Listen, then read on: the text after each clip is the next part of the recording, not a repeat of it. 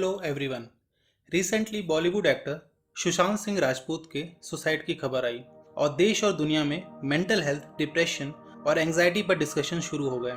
सब लोग शॉक्ड हैं कि कैसे कोई इतना सक्सेसफुल पर्सन सुसाइड कर सकता है। पर ये कोई पहली घटना नहीं है। सारी दुनिया में ऐसे बहुत सारे फेमस और सक्सेसफुल लोगों के सुसाइड के एग्जाम्पल्स हैं जिनको मीडिया में बहुत कवरेज मिली, डिस्कशंस भी हुए और फिर धीरे धीरे लोग भूल गए। हमें ये समझना होगा कि ये कोई आज की और कुछ 2-4 लोगों की प्रॉब्लम नहीं है। Mental health problems and depression एक बहुत बड़ी समस्या है। जैसे हमारी फिजिकल हेल्थ होती है वैसे ही मेंटल हेल्थ होती है। मेंटल हेल्थ को लेकर के समाज में बहुत सी भ्रांतियां भी हैं और अक्सर लोग इसको पागलपन से जोड़ने लगते हैं। सुसाइड कितनी बड़ी प्रॉब्लम है ये आप WHO के वेबसाइट के इस डेटा से देख सकते हैं कि हर साल पूरी दुनिया में लगभग 8 लाख लोग सुसाइड करते हैं, मतलब 1 पर्सन इन एवरी 40 सेकेंड। हम सब जानते हैं कैसे कोरोना पेंडेमिक ने पूरी दुनिया को परेशान कर रखा है, पर अगर हर 40 सेकंड में एक पर्सन सुसाइड कर रहा है तो ये अपने आप में एक पेंडेमिक जैसा है जिसके ऊपर किसी का ध्यान नहीं जा रहा है। और एक शॉकिंग बात यह भी है कि एक सुसाइड करने वाले एडल्ट के साथ ही 20 अदर फेल्ड सुसाइड अटेम्प्ट्स होते हैं। और इंडिया की बात करें तो यहाँ पे सिचुएशन बहुत ही अलार्मिंग है।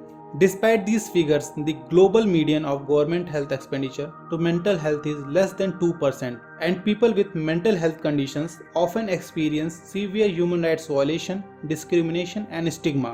तो आप थोड़ी देर खुद सोचिए और समझिए कि ये कितनी बड़ी प्रॉब्लम है। हमें इस प्रॉब्लम को लेकर के अपनी अवेयरनेस को बढ़ाना होगा। अगर आप WHO की वेबसाइट पे देखेंगे तो बहुत सारा अच्छा कंटेंट अवेलेबल है मेंटल हेल्थ एंड डिप्रेशन के ऊपर।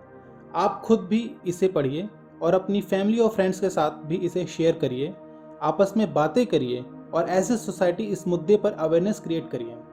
Always remember, depression can be treated. आप वीडियो पॉज करके ये सारी डिटेल्स पढ़ सकते हैं या डिस्क्रिप्शन में दिए गए WHO के लिंक पे क्लिक करके भी देख सकते हैं और जान सकते हैं कि खुद और अपनी जान पहचान के लोगों को डिप्रेशन से बचाने के लिए क्या क्या किया जा सकता है। अगर कुछ इंपॉर्टेंट पॉइंट्स की बात करें तो मेंटल हेल्थ प्रॉब्लम्स को दूर करने के लिए ये ज़रूरी है कि आप खुल के अपनी बात अपने करीबी लोगों से करें। दिल खोल के बात करने से मन हल्का होता है और अच्छा फील होता है। प्रोफेशनल हेल्प लीजिए, डॉक्टर्स एंड काउंसलर से सलाह लीजिए। कुछ लोग या फैमिलीज इसे एक सोशल टैबू समझते हैं, पर जैसा कि मैंने पहले कहा कि हमारी फिजिकल हेल्थ के साथ साथ हमारी मेंटल हेल्थ भी बहुत इंपॉर्टेंट है। हमारी फिजिकल हेल्थ खराब होती है, जैसे कि हमें फीवर होता है तो हम डॉक्टर को दिखाते हैं। इस केस में हम ये नहीं सोचते हैं कि लोग क्या कहेंगे। हम डॉक्टर के पास जाने से हिचकिचाते नहीं है, हम समझते हैं कि हमें कोई प्रॉब्लम है, हम उसका सॉल्यूशन देखते हैं एक्सपर्ट के पास जा करके। मेंटल हेल्थ भी उसी तरह से है। अगर आपको कोई भी मेंटल हेल्थ प्रॉब्लम है या आपके किसी भी फैमिली मेम्बर या फ्रेंड को मेंटल हेल्थ प्रॉब्लम है तो हमें ये समझना होगा कि हमें एक्सपर्ट लोगों की एडवाइस लेनी पड़ेगी, हमें डॉक्टर्स और काउंसलर्स के पास जाना पड़ेगा। इसको आप किसी भी तरह के नेगेटिव पॉइंट ऑफ व्यू से मत देखिए, ये बहुत ही इंपॉर्टेंट चीज़ है। और सबसे पहले ये ध्यान में रखिए और सबको ये भी समझाइए कि मेंटल हेल्थ प्रॉब्लम्स का मतलब मैडनेस नहीं है। अब बात करते हैं कि और क्या चीज़ें की जा सकती हैं। तो try to inculcate a hobby.